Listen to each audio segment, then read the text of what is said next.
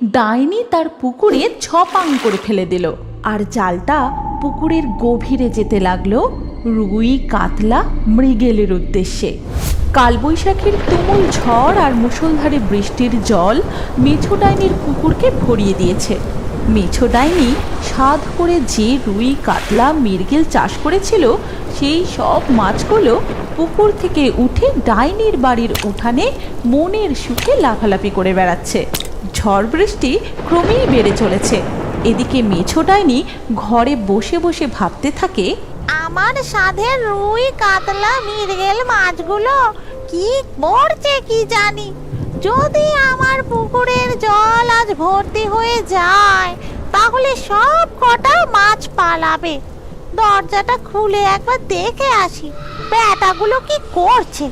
এই তুমুল ঝড় বৃষ্টিতে মেছো ডাইনি তার দরজা খুলতেই উঠানে দেখে বেশ কিছু মাছ মনের আনন্দে লাফালাফি করছে। হ্যাঁ, যা ভেবেছি তাই। কত ছাড়াগুলোর পুকুরে যেন মনই টেকে না। তোদের বসে রাখতে দেখছি সুন্দরী মৎস্যকন্যা পুকুরে নিয়ে আসতে হবে। যা যা আগে পুকুরে ফিরে যা শিগগির।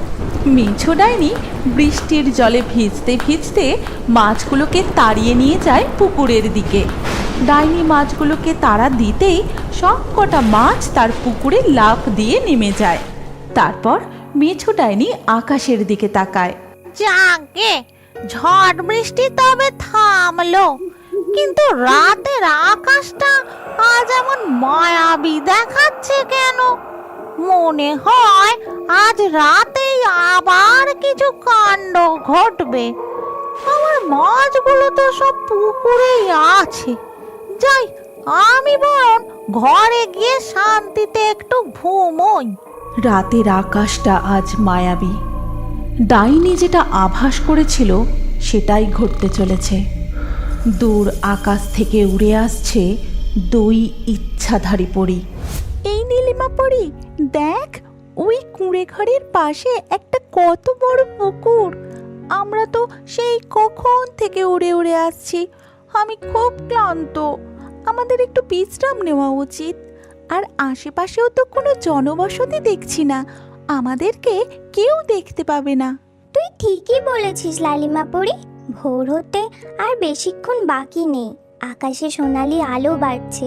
আমাদের বিশ্রামের খুবই প্রয়োজন। সত্যি আর উঠতে পারছি না। আমরা বরং এখন বিশ্রাম নিয়ে রাতে আবার উড়ে আমাদের গন্তব্যে রওনা দেব। কিন্তু নীলিমা পরি, ওই বাড়ির কোনো মানুষ যদি আমাদের দেখে ফেলে তাহলে কিন্তু বিপদ হবে। আমরা বরং মৎস্যকন্যার ছদ্মবেশ ধারণ করে সোজা ওই পুকুরের জলে গভীরে গিয়ে আশ্রয় নিই। চলো। তখনই নীলিমা পরি আর লালিমা পরি আকাশ থেকে অদৃশ্য হয়ে একেবারে পুকুরের গভীর জলের মধ্যে মৎস্যকন্যার রূপ ধারণ করে উপস্থিত। এতক্ষণে সকালও হয়ে গেছে। পুকুরের নীল স্বচ্ছ জলে দুই পরী চারিপাশে মাছ দেখে খুব খুশি। এই নীলিমা পরী, দেখো এই পুকুরে কত মাছ। আমরা মৎস্যপরীর ছদ্মবেশ নিয়েছি, কিন্তু এই পুকুরের মাছগুলো আমাদের দেখে ভাবছে তাদের দেশে সত্যিই কোনো মৎস্যপরী এসে উপস্থিত। হ্যাঁ, মাছগুলো মনে হয় খুব খুশি। আমাদের দেখে এদিক ওদিক ঘুরে বেড়াচ্ছে, কিন্তু দেখছি কেউ সাহস করে আমাদের কাছে ঘেঁষছে না। সকাল হতেই মেছো ডাইনি তার ঘর থেকে বেরিয়ে পুকুর পাড়ে এসে হাজির। পুকুর পাড়ে দাঁড়িয়ে ডাইনি কি যেন বিড়বিড় করে বলছে। সেই দিনে সাধ করে ছিপ ফেলে মাছ ধরতে গেলুম, বড় কাতলাটা এমন টান মারলো গেল আমার ছিপটা ভেঙে। বেটা মাছগুলো খেয়ে খেয়ে ইয়া ইয়া গতর করেছে। আজ তোদেরকে জাল ফেলে ধরবো। খুব পালালি সেদিন আমার ছিপ ভেঙে, এবার পালানো বের করছি।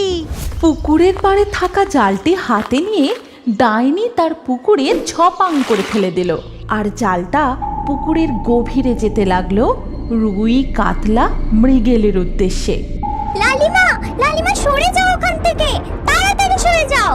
নীলিমা পরীর কথা শেষ হবার আগেই লালিমার উপর ডাইনির সেই জাল এসে তাকে ঢেকে দেয়। এ কি, এই মাছ ধরার জাল কোথা থেকে এলো? এই জলের মধ্যে আমি এমন বন্দি হলাম কেন? নীলিমা পরী, আমায় মুক্ত করো, আমার বড় ভয় করছে, মুক্ত করো আমাকে নীলিমা পরী, নীলিমা পরী। আমরা দুজনই যে ইচ্ছাধারী পড়ি, আমাদের কাছে যে আর কোনোই মায়াবী শক্তি নেই। কি যে করি কিছুই বুঝতে পারছি না। নীলিমা পরী, আমায় যে এই জালে করে কেউ টেনে উপরের দিকে নিয়ে যাচ্ছে, তাড়াতাড়ি রক্ষা করো আমায়, এই জাল থেকে মুক্ত করো আমায় নীলিমা পরী। আহা, মনে হয় আজ আবার সেই বড় কাতলাটা জালে পড়েছে। কি শক্তি বাবারে, টেনে তুলতেই পারছি না জালটা। খেয়ে খেয়ে যা গতর করেছে, বেটাকে টেনে তুলি, তারপর ভেজে মনের সুখে খাবো। মেছো ডাইনি তার সর্বস্ব শক্তি দিয়ে ধীরে ধীরে জালটা টেনে তুলতে থাকে।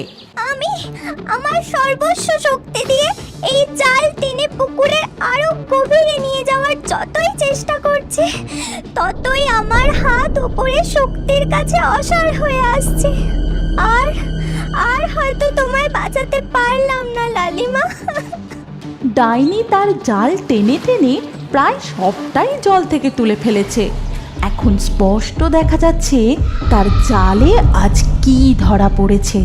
ও মা, এটা আমি কি দেখছি? অর্ধেকটা মায়াবী সুন্দরী মেয়ে, আর অর্ধেকটা কেমন যেন মৎস্যের মতো। তবে কি আমি যা ভাবছি এই প্রাণীটা সেটা নয় তো? যাই যাই, ঘর থেকে দৌড়ে আঁশবটিটা নিয়ে আসি। মেছো ডাইনি তার জালে পড়া ওই অদ্ভুত জীবটিকে দেখে মনের আনন্দে লাফাতে লাফাতে তার ঘরের দিকে চলে যায়। এদিকে ঠিক তখনই লালিমা পরীর মাথায় বিদ্যুৎ বেগে এক ফন্দি খেলে যায়। আচ্ছা বন্ধুরা, তোমরাই বলো তো, তাহলে লালিমা পরীর আজ কি হতে চলেছে? ডাইনি কি আঁশবটি দিয়ে তাকে, নাকি অন্য কিছু হতে চলেছে? কমেন্টে তোমাদের ভাবনাটা অবশ্যই জানাও আমাদের। একদিন এক কিং কোবরা রাস্তা ভুলে গিয়ে সুরমেই জঙ্গলে এসে উপস্থিত হয়। এই সুরমেই জঙ্গলে তেমন কেউ খুব একটা আসতো না। এই জঙ্গলে অদ্ভুত অদ্ভুত সব ঘটনা ঘটতে থাকতো, সেই জন্য কেউই এই জঙ্গলের পথে আসতো না। কিন্তু সে এসে পড়েছিল। রাস্তা হারিয়ে ফেলার পর সে একটা বড় জলাশয়ের কাছে এসে উপস্থিত হয়। কিংকোবরা ক্লান্ত হয়ে সেই জলাশয়ের পাশে শুয়ে পড়ে এবং সেইখান থেকে জলও খায়। তারপর তাকে চমকে দিয়ে তার সামনে এসে একটি সুন্দর জলপরি উপস্থিত হয়। সেই জলপরীর গোটা শরীর জুড়ে অনেক অনেক গয়না এবং অনেক দামি পোশাক ছিল, যেটা দেখে ওই কিং কোবরার তো খুব লোভ বেড়ে যায়। সে ওই জলপরীর শরীর থেকে সমস্ত গয়না আর দামি পোশাকটা ছিনিয়ে নিতে চাইছিল। তাই সে সময় নষ্ট না করে সেই কিং কোবরা জলপরীর উপরে হামলা করে দেয় এবং জলপরীকে জড়িয়ে ধরে। কিন্তু ঠিক সেই সময় সেখানে একটি ড্রাগন এসে জলপরীকে সাপের হাত থেকে মুক্ত করে এবং নিজের মুখ থেকে আগুন বার করে ওই কিং কোবরাটাকে মেরে ফেলে। আপনি চিন্তা করবেন না রাজকুমারী মোহিনী, আমি যতদিন আছি ততদিন আপনার কেউ ক্ষতি করতে পারবে না। তবুও যদি কেউ আপনার ক্ষতি করার চেষ্টা করে, আমি তাকে মেরে ফেলবো। আর আপনাকেও নিজেকে রক্ষা করতে শিখতে হবে, আর তাতে আমি আপনাকে সাহায্য করব। নয়তো এই পৃথিবী খুবই স্বার্থপর। সবাই এসে আপনার গয়না আর হিরে চুরি করার চেষ্টা করবে। এই ঘটনার পরে অনেক বছর কেটে যায়। এখন রাজকুমারী মোহিনী নামের যে জলপরী ওই জঙ্গলে বসবাস করে, সে নিজেকে অনেক বেশি শক্তিশালী বানিয়ে ফেলেছিল।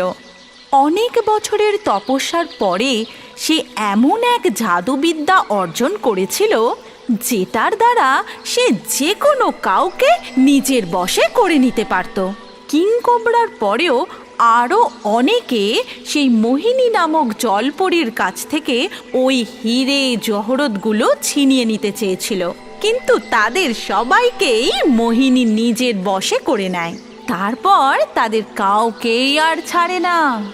আর এই কাজে ড্রাগন তাকে সম্পূর্ণরূপে সাহায্য করে। এবার আমি এত শক্তিশালী হয়ে গেছি, কেউ আমাকে কিচ্ছু করতে পারবে না। আগের মোহিনী আর এখনকার মোহিনীর মধ্যে অনেক পার্থক্য। যদি আজ আমার কিছু হয়েও যায় তাহলেও আমার কোনো চিন্তা থাকবে না। হ্যাঁ, আপনি যেখানেই যাবেন আমার সব সময়ই আপনাকে প্রয়োজন পড়বে। এদিকে সুরময়ী জঙ্গলের থেকে অনেক দূরের একটি জঙ্গলে অনেক পাখি বসবাস করত। এদের মধ্যে রঙ্গিলা নামের একটি বাজ পাখি খুবই চালাক ছিল।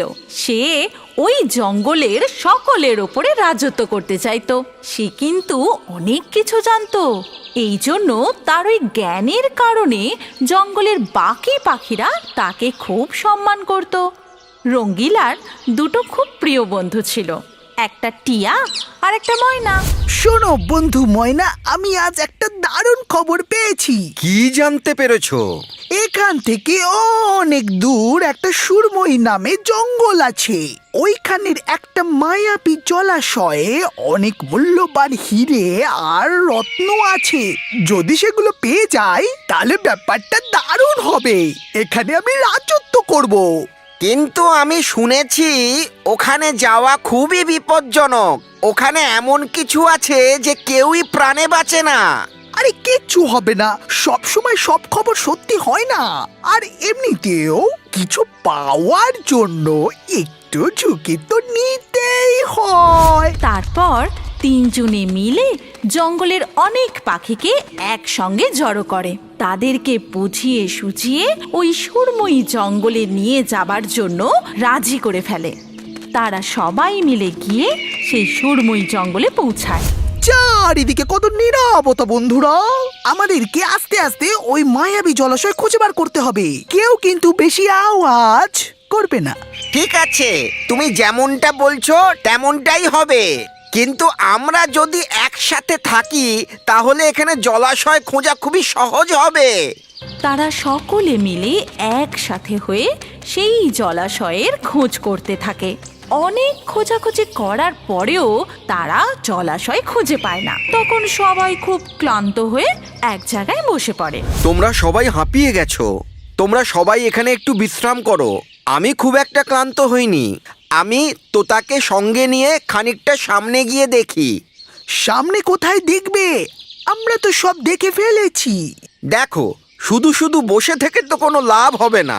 তোমরা ক্লান্ত হয়েছো, একটু তো আরাম করে নাও। আমরা তো এখনো ক্লান্ত হইনি, তাহলে দেখতে অসুবিধা কোথায়? রঙ্গিলাকে বুঝিয়ে সুঝিয়ে ময়না টিয়াকে নিয়ে এগিয়ে যায়। আমিও তো ক্লান্ত হয়ে পড়েছি, কিন্তু তুমি বললে তাই আমি না করতে পারলাম না। আরে আরে, তুমি যদি না আসতে না তাহলে গন্ডগোল হয়ে যেত। আমি মনে হয় একটা জলাশয় দেখতে পেয়েছি। সামনে ওই যে গভীর জঙ্গলটা রয়েছে, আমি তার মধ্যে একটা জলাশয় দেখতে পেয়েছি। আমরা দুজনে কেন এসেছি? সবাইকে তো খবর দিতে হবে।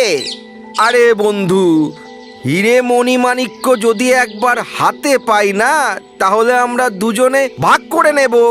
ওই অহংকারী রঙ্গিলা, ওকে কোনো কিছুই দেব না। তুমি চুপচাপ আমার সঙ্গে চলো। দুজনে মিলে অনেক খোঁজাখুঁজি করার পর অবশেষে সেই জলাশয়ের কাছে এসে পৌঁছায়। ময়না সেখানে পৌঁছে মনে মনে ভাবে যে যদি একবার ওই মহামূল্যবান রত্নগুলো আমি হাতে পেয়ে যাই তাহলে এই পুঁচকে টিয়াকে আমার রাস্তা থেকে একেবারে সরিয়ে দেব। এটাই ওই জলাশয় কিনা তা আমরা কি করে জানবো?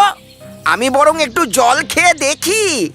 টিয়া যখন জল খেতে যায় ঠিক তখনই জলাশয় থেকে একটি সোনার টুকরো টিয়ার হাতে উঠে আসে। সে অবাক হয়ে সেই সোনার টুকরোটা ময়নাকে দেখায়। আরে আমরা ঠিক জায়গাতেই এসেছি।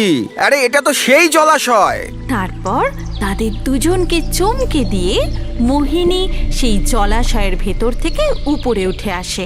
তার সেই সুন্দর রূপ দেখে টিয়া আর ময়না তো অবাক হয়ে যায়। মোহিনীর গোটা শরীর অনেক হিরে জহরতে ভরা ছিল, যেটা দেখে ময়না তো খুব লোভী হয়ে যায় আর সেগুলো নেবার জন্য সে সব কিছু করতে রাজি ছিল। কিন্তু ঠিক সেই সময় মোহিনী নিজের জাদু শক্তি দিয়ে টিয়া আর ময়নাকে নিজের বশে করে নিল। তোমরা দুজনেও আমার শরীর থেকে হিরে জহরত নিয়ে নিতে চাও? তোমাদের দুজনকেও আমি ছেড়ে দেব না। আর তার জাদুর জন্য ওরা দুজনে তো নড়তেই পারছিল না। তারপর মোহিনী ড্রাগনকে ডাকে। তারপর ড্রাগন নিজের মুখ থেকে আগুন বার করে ওদের দুজনকে মেরে ফেলে। তারপর মোহিনী আবারও সেই জলাশয়ের মধ্যে চলে যায়। এদিকে রঙ্গিলা আর বাকি পাখিরা খুব ক্লান্ত হয়ে সেখানে শুয়ে পড়ে।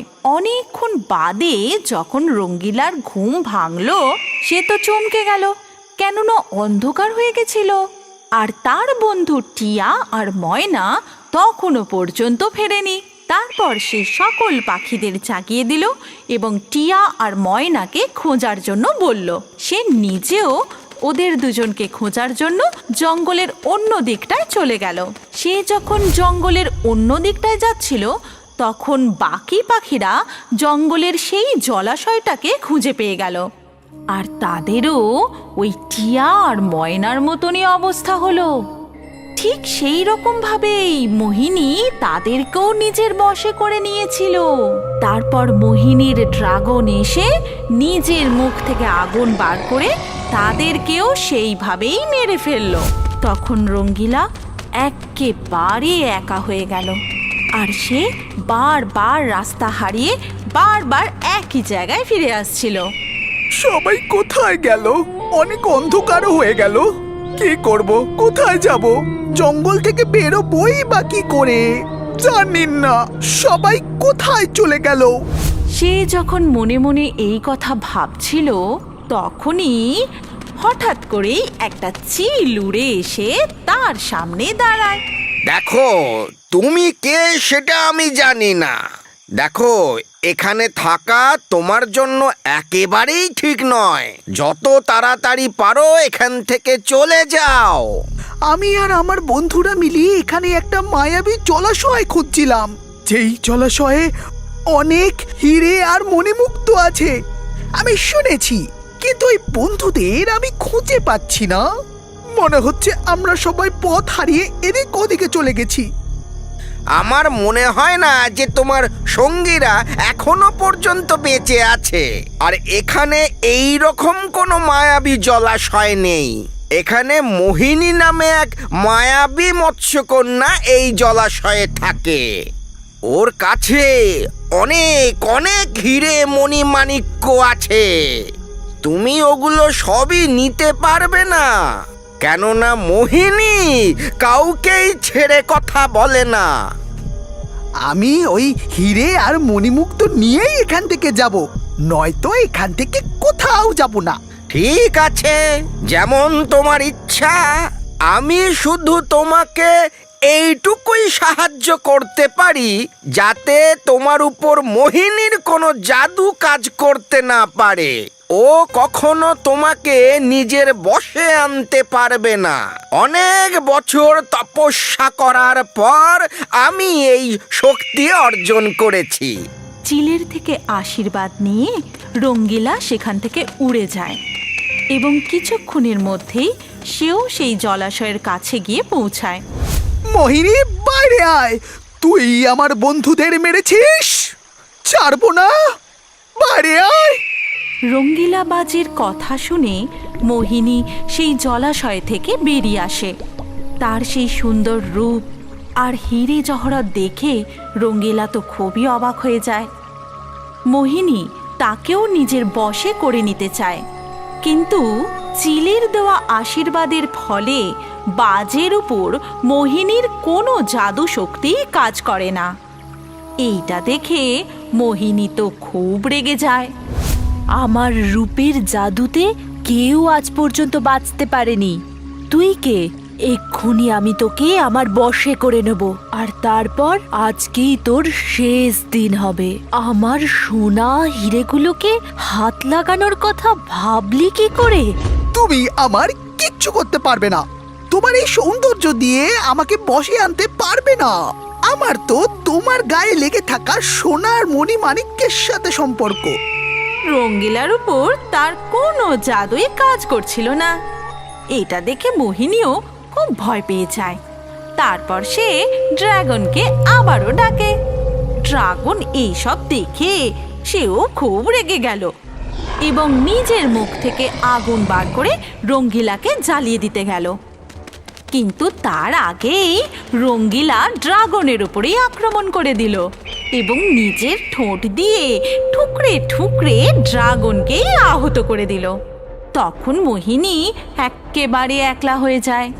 আর এই সব দেখে মোহিনী তো মনের দুঃখে জলাশয়ের মধ্যে চলে গেল। পালিয়ে কোথায় যাবে? তোমরা আমার বন্ধুদের মেরেছো, আমিও তোমার বন্ধুদের মেরে দিয়েছি। এবার চুপচাপ তোমার সব মণিমাণিক্য হিরে আমাকে দিয়ে দাও। আর রঙ্গিলার কথা শুনে মোহিনী আবারও জলাশয় থেকে বেরিয়ে আসে। কিন্তু তার এত বছরের পুরনো বন্ধু মারা যাওয়াতে সে খুবই দুঃখী ছিল আর খুব কাঁদছিল। কিন্তু তাকে এমনভাবে কাঁদতে দেখে রঙ্গিলা বাজেরও মনটা খারাপ হয়ে যায়। তুমি আমার বন্ধুদের মেরেছো, আর তোমার শরীরের হিরে মণিমাণিক্য দেখে আমি লোভী হয়ে গেছিলাম। আমাকে ক্ষমা করে দাও, আমি তোমার বন্ধুকে মেরেছি। দাঁড়াও, আমিও আমার সঙ্গীর সাথে মিলে অনেক জনকে মেরে ফেলেছি, কারণ সবাই আমার থেকে এইসব দামি জিনিস ছিনিয়ে নিতে চেয়েছিল। কিন্তু তুমি আমাকে একা ধরা সত্ত্বেও কিচ্ছু করনি। তার উপরে তুমি লোভী হওয়ার কারণে আমার থেকে ক্ষমা চাইছো। তার জন্য আমি তোমাকে আমার শরীর থেকে একটা দামি হীরের হার দিচ্ছি। এই কথা বলে মোহিনী নিজের গলা থেকে একটি হার বার করে রঙ্গিলার গলায় পরিয়ে দেয়। তারপর সবাইকে চমকে দিয়ে মোহিনী একটা সুন্দর টুনিয়া পাখিতে পরিণত হয়। ধন্যবাদ, তোমার জন্য আজকে আমি অভিশাপ থেকে মুক্ত হতে পারলাম। আমাকে অভিশাপ দিয়েছিল যে আমি যতক্ষণ না পর্যন্ত নিজের শরীর থেকে কাউকে কোনো হিরে জহরত দিচ্ছি, ততদিন আমি এই জলাশয় মৎস্যকন্যা হয়ে থেকে যাব। তুমি আমাকে আজকে অভিশাপ থেকে মুক্ত করলে। আমাকে ধন্যবাদ দিও না, আমি তোমার জন্য লোভ থেকে মুক্তি পেয়েছি। ওটাও কম কিছু নয়। তোমার জন্যই আমি বুঝতে পেরেছি যে লোভ করা খুবই খারাপ কাজ। আমাকে এখন ছেড়ে যেও না, আমি এখানে একা থাকতে পারবো না। আমাকেও তোমার সাথে নিয়ে চলো। ঠিক আছে, ঠিক আছে, এবার থেকে আমরা দুজন একসাথেই থাকবো। তারপর দুজনে চিরকালের জন্য সুরময়ী জঙ্গল ছেড়ে দিয়ে চলে যায় আর একসাথে খুব আনন্দ করে থাকতে শুরু করে। একটু দাঁড়াও, তোমার জন্য সুখবর আছে। তাড়াতাড়ি তোমার নাম কমেন্টে লিখে দাও। নাম লিখে এই রিওবার্ডস চ্যানেলটি যে সাবস্ক্রাইব করবে তার নাম দিয়ে পরের কার্টুন ভিডিওটা বানানো হবে। আর এখন স্ক্রিনের উপরে এই যে ভিডিওটা আসছে, এটাই ক্লিক করলে পরের ভিডিওতে তুমি দেখতে পাবে লাকি ড্র থেকে কার কার নাম বাছাই করা হয়েছে। তাড়াতাড়ি ক্লিক করো, এই পরের ভিডিওতে তোমারও নাম থাকতে পারে।